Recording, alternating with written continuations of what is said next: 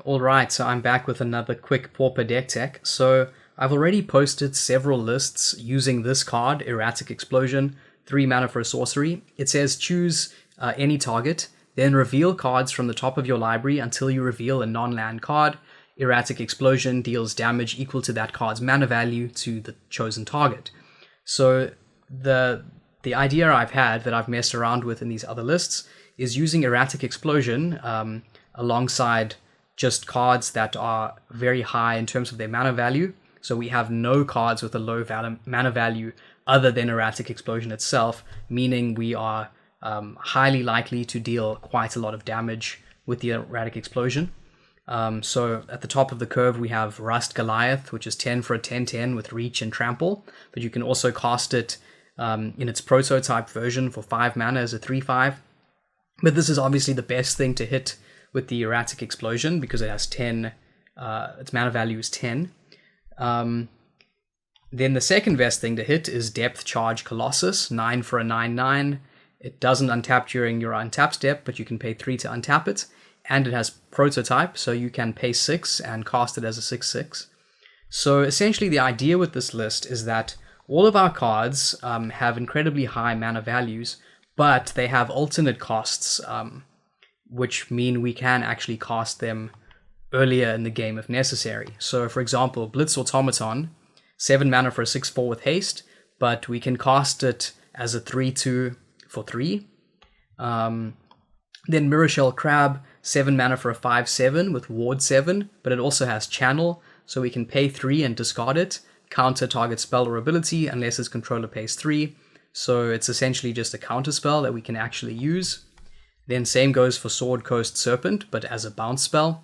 So it's 7 mana for a 6/6 that can't be blocked as long as you've cast a non-creature spell this turn. But it also has an adventure, Capsizing Wave, 2 mana for an instant, bounce target creature to its owner's hand.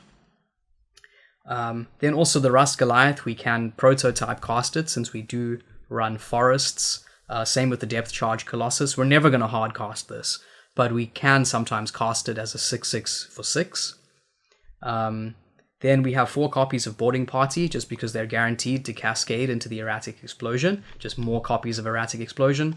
And then finally we have 4 copies of Gargadon, 7 mana for a 7/5 with Trample, but it has Suspend 4 for a cost of 2, so we can pay 2, exile it with 4 time counters. Beginning of each upkeep, you remove a time counter. When you remove the last, you cast it without paying its mana cost, and it has haste.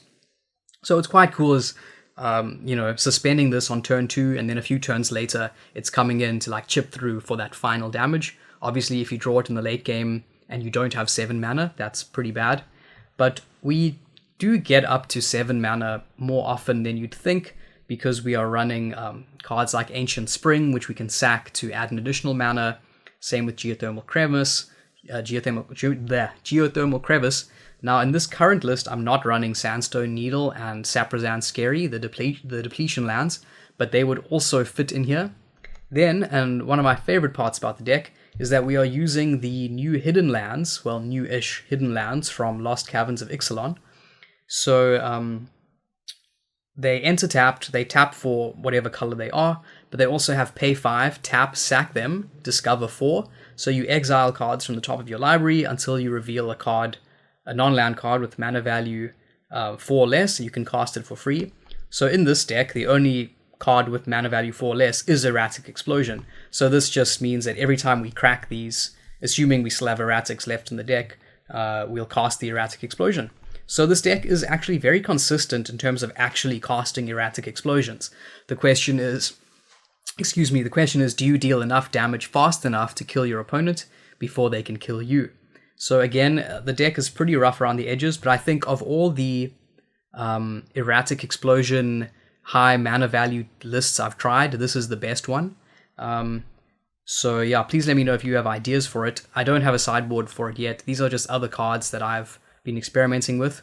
There's Fang Dragon, there's Thunderous Wrath, Errant Ephemeron, and Striped Riverwinder. These are all other options of high mana value cards with cheaper alternate costs, which is essentially the name of the game. So yeah, there's the list in its current form. Please let me know if you have any suggestions. As always, thanks for watching, and I will see you next time.